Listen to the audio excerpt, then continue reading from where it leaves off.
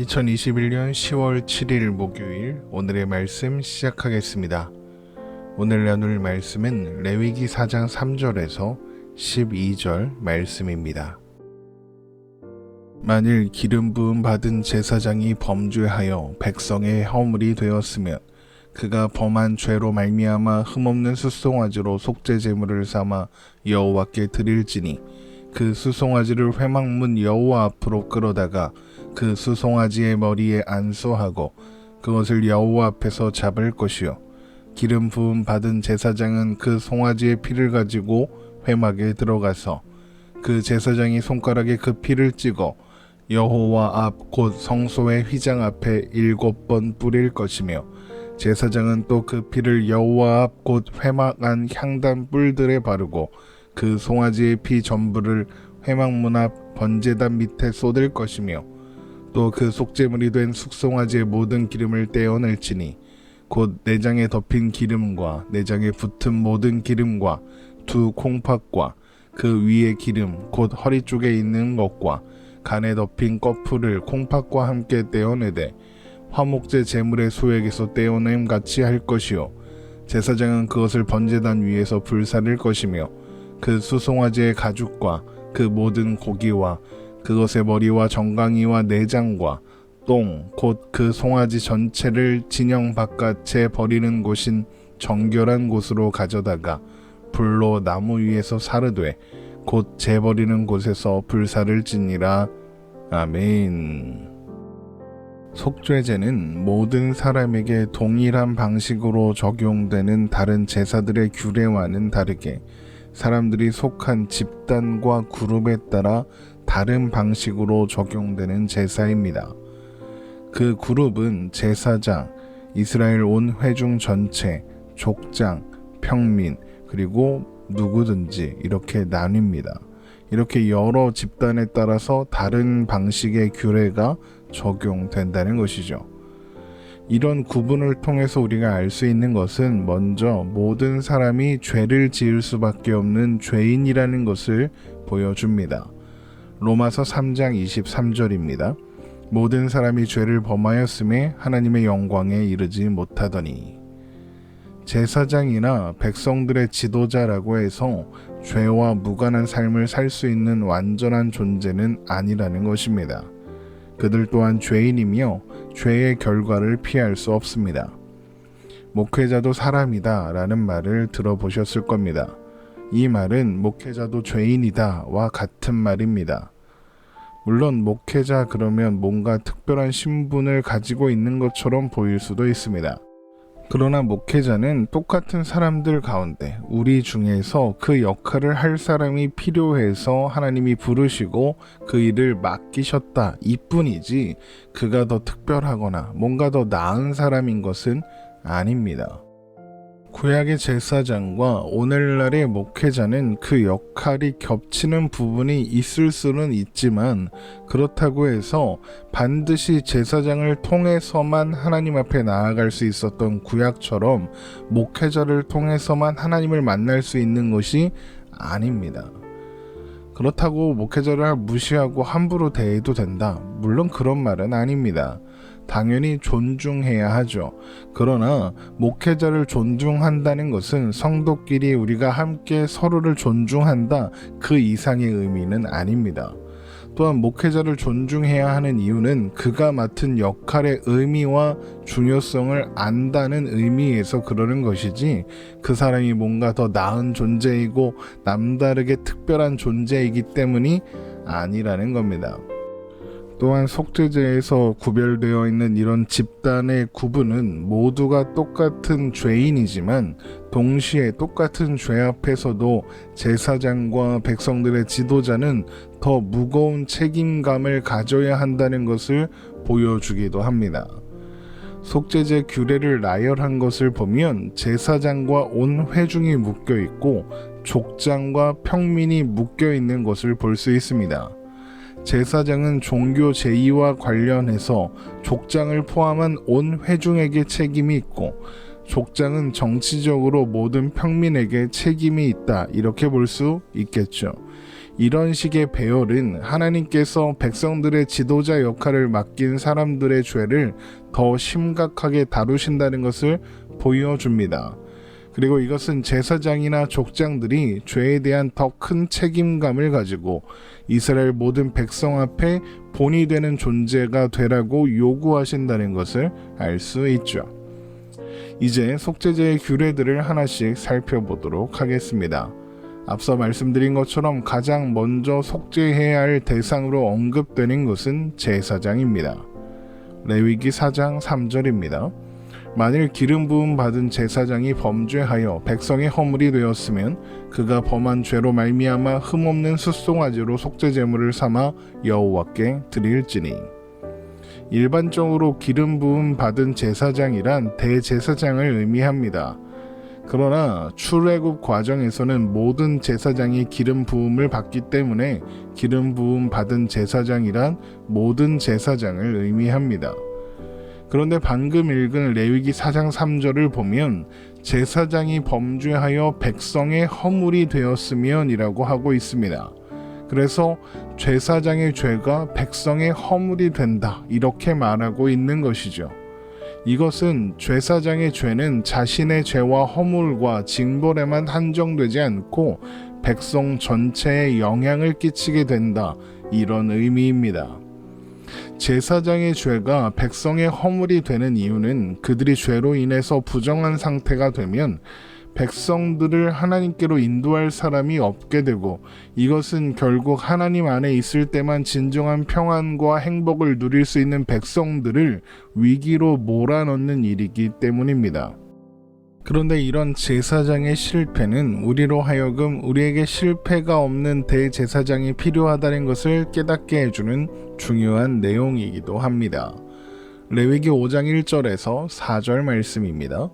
대제사장마다 사람 가운데서 택한 자이므로 하나님께 속한 일에 사람을 위하여 예물과 속죄하는 제사를 드리게 하나니 그가 무식하고 미혹된 자를 능히 용납할 수 있는 것은 자기도 연약에 휩싸여 있음이라.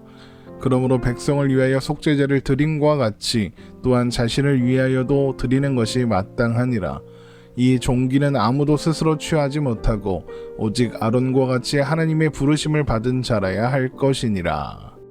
지금 읽은 말씀처럼 구약의 제사장들은 그가 하나님께서 부르셔서 기름 부으신 존재라 해도 자신의 연약함에서 벗어날 수는 없었습니다. 그래서 하나님은 흠없이 정결한 대제사장 되시는 예수님을 우리에게 보내셔야 했고 그 예수님으로 인해서 모든 믿는 자들은 영원한 구원을 얻을 수 있게 되는 것입니다. 히브리서 5장 5절에서 10절 말씀입니다. 또한 이와 같이 그리스도께서 대제사장 되심도 스스로 영광을 취하심이 아니요 오직 말씀하신 이가 그에게 이르시되 너는 내 아들이니 내가 오늘 너를 낳았다 하셨고 또한 이와 같이 다른 데서 말씀하시되 내가 영원히 멜기세덱의 반차를 따르는 제사장이라 하셨으니 그는 육체에 계실 때에 자기를 죽음에서 능히 구원하실 이에게 심한 통곡과 눈물로 간구와 소원을 올렸고 그의 경건하심으로 말미암아 들으심을 얻었느니라. 그가 아들이시면서도 받으신 고난으로 순종함을 배워서 온전하게 되셨은즉 자기에게 순종하는 모든 자에게 영원한 구원의 근원이 되시고 하나님께 멜기세덱의 반차를 따른 대제사장이라 칭하심을 받으셨느니라. 또한 죄를 범한 제사장이 속죄제의 제물로 드리는 흠없는 숙송아지 또한 우리를 위해 속죄 제물이 되어주시는 예수님을 예표하고 있습니다. 왜냐하면 속죄제를 드리는 제사장이 수송아지를 회막문 앞으로 데려다가 그 머리에 안수하고 잡게 되는데 안수는 예배자와 제물을 동일시하는 의미라고 말씀드렸었습니다. 그러니까 예수님은 우리를 위한 완전한 제사장이시면서 또한 우리를 위한 흠없는 속죄 제물이 되어 주시는 것입니다. 레위기 4장 4절입니다. 그 수송아지를 회막문 여호와 앞으로 끌어다가 그 수송아지의 머리에 안수하고 그것을 여호와 앞에서 잡을 것이요. 제사장은 수송아지를 잡은 뒤에 그 피를 가지고 회막 안으로 들어갑니다. 그리고 손가락에 피를 찍어 성소의 휘장 앞에 7번 뿌리고 회막 안의 향단 뿔들에도 바르고 그 남은 피 전부를 회막 문 앞 번제단 밑에 쏟게 됩니다. 레위기 4장 5절에서 7절 말씀입니다. 기름 부음 받은 제사장은 그 수송아지의 피를 가지고 회막에 들어가서 그 제사장이 손가락에 그 피를 찍어 여호와 앞 곧 성소의 휘장 앞에 7번 뿌릴 것이며 제사장은 또 그 피를 여호와 앞 곧 회막 안 향단 뿔들에 바르고 그 송아지의 피 전부를 회막 문 앞 번제단 밑에 쏟을 것이며 피를 휘장 앞에서 뿌린다는 것은 휘장 안이 하나님의 임재를 상징하는 지성소라는 것과 밀접한 관련이 있습니다. 제사장은 휘장을 통과해 지성소로 가게 되죠. 그런데 지금 그 앞에 7번 피를 뿌린 겁니다. 그러니까 제사장이 휘장을 통과해 지성소로 가려면 휘장 앞에 뿌려진 피를 지나가야만 하겠죠. 그러니까 속죄의 피를 지나서만이 하나님께로, 하나님 앞으로 나아갈 수 있다는 것입니다. 그것을 7번 뿌리는 것은 7이라는 숫자가 하나님의 완전을 상징하는 숫자이기 때문입니다. 그러니까 휘장 앞에 뿌려진 피가 완전한 속죄의 피다라는 의미가 되는 것이죠. 그래서 결국 휘장 앞에 7번 뿌려지는 피는 예수 그리스도의 완전 무결하신 피를, 속죄의 피를 예표하게 되는 것입니다. 히브리서 10장 19절에서 22절의 말씀입니다. 그러므로 형제들아 우리가 예수의 피를 힘입어 성소에 들어갈 담력을 얻었나니 그 길은 우리를 위하여 휘장 가운데로 열어놓으신 새로운 살 길이요 휘장은 곧 그의 육체니라. 또 하나님의 집 다스리는 큰 제사장이 계심에 우리가 마음의 뿌림을 받아 악한 양심으로부터 벗어나고 몸은 맑은 물로 씻음을 받았으니 참 마음과 온전한 믿음으로 하나님께 나아가자. 휘장 앞에 피를 7번 뿌린 제사장은 그 다음에 분향단의 뿔에 피를 바르게 되는데 이 분향단의 뿔이란 분향단 내 모서리에 있는 뿔 모양의 장식을 의미합니다. 그리고 그 뿔은 하나님의 권세와 구원하시는 능력을 상징하고 있는데 특히 메시아이신 예수님을 예표하고 있습니다. 요한계시록 9장 13절입니다. 여섯째 천사가 나팔을 불매 내가 들으니 하나님 앞 금제단 네 뿔에서 한 음성이 나서 하나님 앞 금제단 네 뿔에서 나오는 음성이 바로 예수 그리스도의 음성입니다. 그런데 분향단에서 피워지는 연기는 성도들의 기도를 상징합니다. 요한계시록 5장 8절입니다. 그 두루마리를 취하심에 네 생물과 24장로들이 그 어린 양 앞에 엎드려 각각 검은 고와 향이 가득한 금 대접을 가졌으니 이 향은 성도들의 기도들이라.